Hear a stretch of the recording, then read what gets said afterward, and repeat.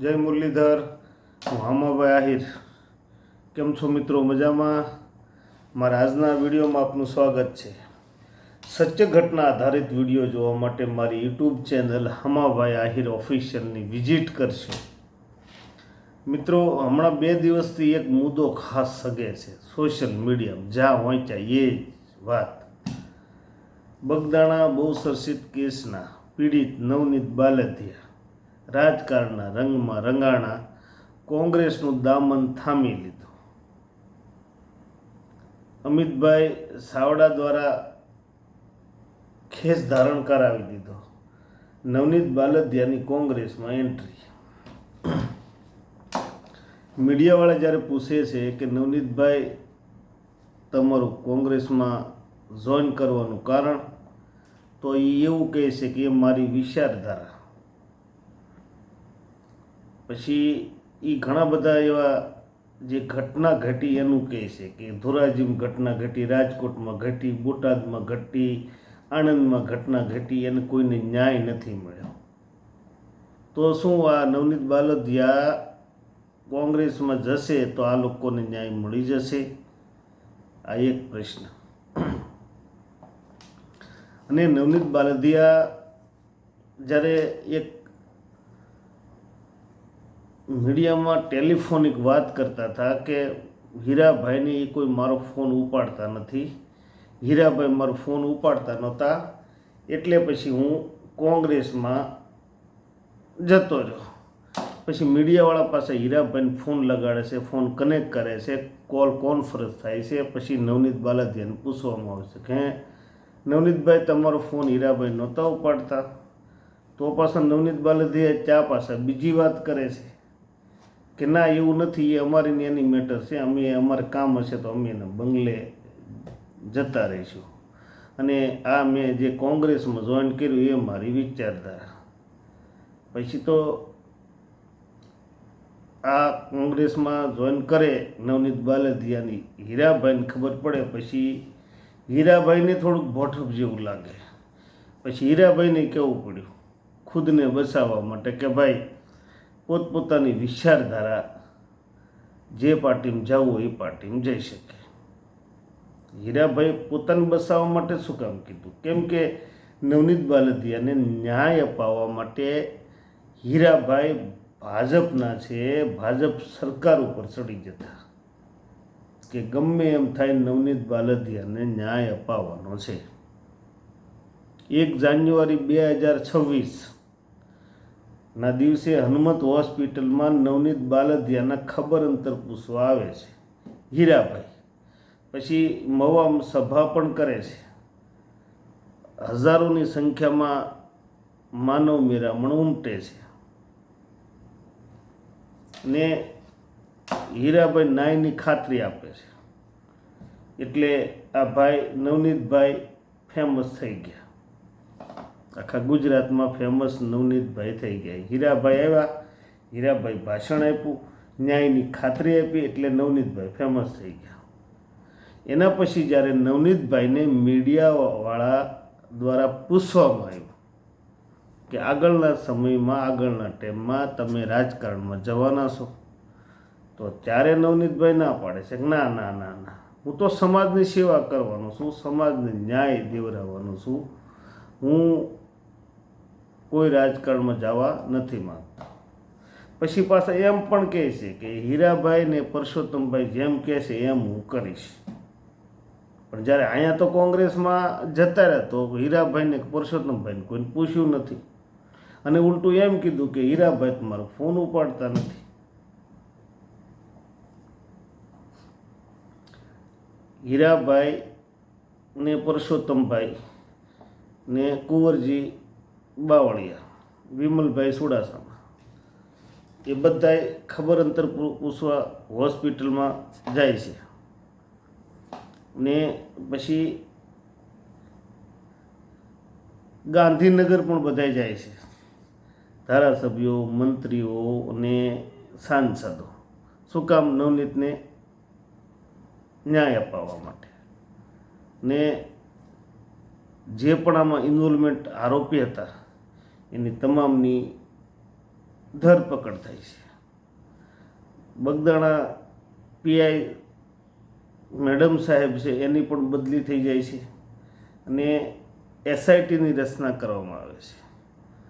મોવા DYSP રૂમાબા Jhala પાસેથી case લઈ લેવામાં આવે છે અને એની તપાસ એસઆઈટી કરે છે. એસઆઈટી તપાસમાં પણ જે પણ આની અંદર ઇન્વોલ્વમેન્ટ હતું એ બધાની ધરપકડ થઈ ગઈ. પછી હીરાભાઈ મીડિયામાં રૂબરૂ થાય છે કે હવે નવનીત બાલદિયાને ન્યાય મળી ગયો. પછી મીડિયાવાળા દ્વારા નવનીત બાલદિયાને પૂછવામાં આવે છે કે તમને ન્યાય મળી ગયો?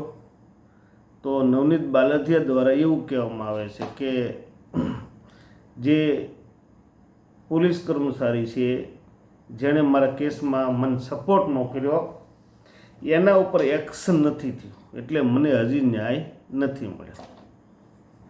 તો એક્શન તો એના ઉપર થઈ ગયું હતું. કદાચ આની અંદર એવું નવનીત બાલદિયાને કદાચ ખબર ના હોય. પેલા પીઆઈ મેડમ સાહેબ હતા એની બગદાણાથી બદલી થઈ ગઈ, એને ત્યાં હેડક્વાર્ટરમાં બદલી કરી નાખી. ડીવાયએસપી રૂમાબા ઝાલા પાસેથી કેસ લેવાઈ ગયો. તો એના એક પ્રકારનું એક્શન થયું ત્યારે તો કેસ લેવાનો, એક્શન થયું ત્યારે બદલી થઈ.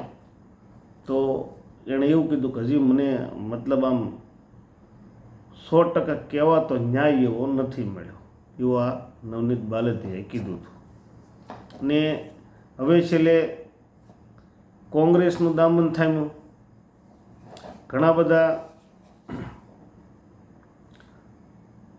આગેવાનો છે એમની પણ પ્રતિક્રિયા આવે છે, એમના પણ અલગ અલગ નિવેદનો આવે છે. એ બધા નિવેદનો ઉપર મીડિયાની બાઇટ્સ ઉપર કે મીડિયાના રિપોર્ટ ઉપર આપણે નજર કરીએ તો આપણને ખબર પડે કે નવનીત બાલદિયા તો પહેલેથી રાજકારણમાં છે. એના ભાભી સરપંચ છે બગદાણાના, ને એના પહેલાં નવનીત બાલદિયા સરપંચ હતા. નવનીત બાલદિયા જે સમાજને ન્યાય અપાવવા માટે નીકળ્યા છે, ખુદની માટે ન્યાય માગવા માટે નીકળ્યા છે, એ નવનીત બાલદિયા પાછા બે દાગ નથી, એની છબી એ ખરડાયેલી છે. નવનીત બાલદિયા ઉપર પણ આરોપ છે કે કોકના ખેતરમાંથી લાખો રૂપિયાની માટી કાઢી નાખી અને ઈંટુના ભઠ્ઠામાં વાપરી નાખી. એ આ નવનીત બાલદિયા ઉપર આરોપ છે. પાયલબેન વઘાસિયાનો. તો નવનીતભાઈ જે ન્યાય દેવરાવ લોકોને નીકળ્યા છે તો ખુદ પણ એક પ્રકારના બેદાગ નથી, એમ ખુદની છબી બી ખરડાયેલી છે જવાબ મીડિયાના રિપોર્ટ અનુસાર. અને પેલા પાયલબેન પણ મીડિયા સમક્ષ આવ્યા હતા, આખું ગુજરાત જાણે છે.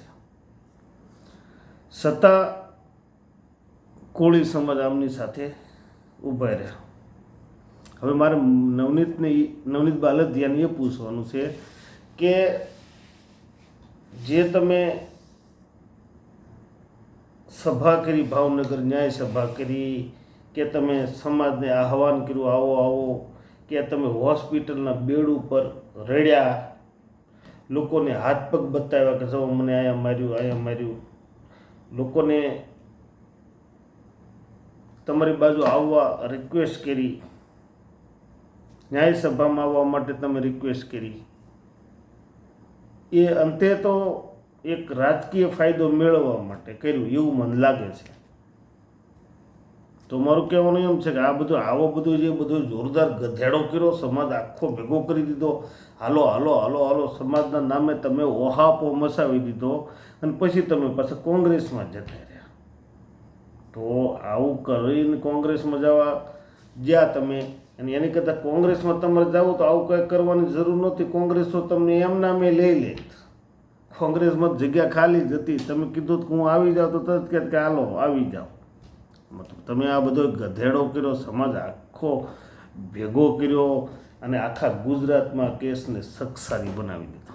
અંતે પાછા તમે કોંગ્રેસમાં જતા રહ્યા. જે તમે હોસ્પિટલના ખાટલે બોલતા હતા એના પછી તમે છૂટા થઈને આવ્યા ને હવે હમણાં જે બોલો છો છેલ્લા 5 દિવસથી કે 3 દિવસથી મીડિયામાં એ તો પાછું કંઈ અલગ જ બોલો છો. એ પાછું કંઈ અલગ બોલો છો.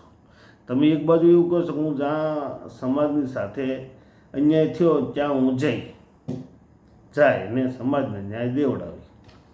તો તમે પેલા આણંદ એક ઘટના ઘટી કે એક દીકરીનું શંકાસ્પદ મોત શું ના નવનીત બાલદિયાની એ મિટિંગ થઈ, બધી સભા થઈ, ત્યાં નવનીત બાલદિયાની હાજરી હતી. પણ ત્યાં તો નવનીત બાલદિયાએ ખાસ કરીને ન્યાયની કોઈ વાત ન કરી. નવનીત બાલદિયા તો ના હાથને પગ દેખાડતા હતા કે હું હાજો થઈ ગયો. તો સમાજને ન્યાય દેવડાવવા નીકળ્યા હોય તો પછી ન્યાયની વાત એ કરવી પડે. ને હીરાભાઈ ને પરસોત્તમભાઈ, કુંવરજીભાઈ બાવળિયા, વિમલભાઈ ચુડાસમા ને આરસીભાઈ મકવાણા, ઘણા સમાજના આગેવાનો, સમાજના નેતાઓ, સમાજના મંત્રીઓ, સમાજના આગળ પડતા આગેવાનો તમામ તમારી સાથે હતા. પણ તમે આ જે કોંગ્રેસનું દામન થામ્યું તો તમે કોઈને પૂછ્યું તો નથી પાછું. એ તો તમારી વાત ઉપરથી મન સાબિત થાય. હું નથી કહેતો, એ વસ્તુ તમે જ કહો છો. પાછું તમને જ્યારે પૂછવામાં આવ્યું હીરાભાઈને ને પરસોત્તમભાઈને તમે પૂછ્યું ત્યાં તમે એવું કીધું કે હીરાભાઈ મારો ફોન ઉપાડતા નથી. તો તમારે હીરાભાઈને પૂછવું જ હોય. હીરાભાઈ તમને ન્યાય અપાયો હોય, હીરાભાઈને તમે આદર્શ માનતા હોય તો હીરાભાઈને ગમે એ રીતે મેસેજ પહોંચાડી શકાય કે હું કોંગ્રેસમાં જાઉં છું એવું. હીરાભાઈને તમે આ મેસેજ પહોંચાડી શકતા હતા. અને નવનીત બાલદિયા, તમને સર્વત્ર ન્યાય મળી ગયા પછી જ્યારે તમને પૂછવામાં આવ્યું કે ભાઈ આરોપી તમામની ધરપકડથી તમામ આરોપી જેલ હવાલે થયા, હવે તમને ન્યાય મળી ગયો, ત્યારે તમે કીધું તો જે પોલીસ કર્મચારીએ મને સપોર્ટ ન કર્યો એના ઉપર એક્શન નથી થયું, એના ઉપર એક્શન થાય પછી મને ન્યાય મળ્યો ગણાશે. ત્યારે મને ખબર પડી ગઈ હતી કે હવે નવનીત બાલદિયા રાજકારણને રસ્તે ચડ્યા. અને એવું જ બન્યું. થોડો ટાઈમ ગયો એટલે નવનીત બાલદિયાએ કોંગ્રેસનું દામન થામ્યું. જે હું વિચારતો હતો, જે મેં કીધું એવું જ બન્યું.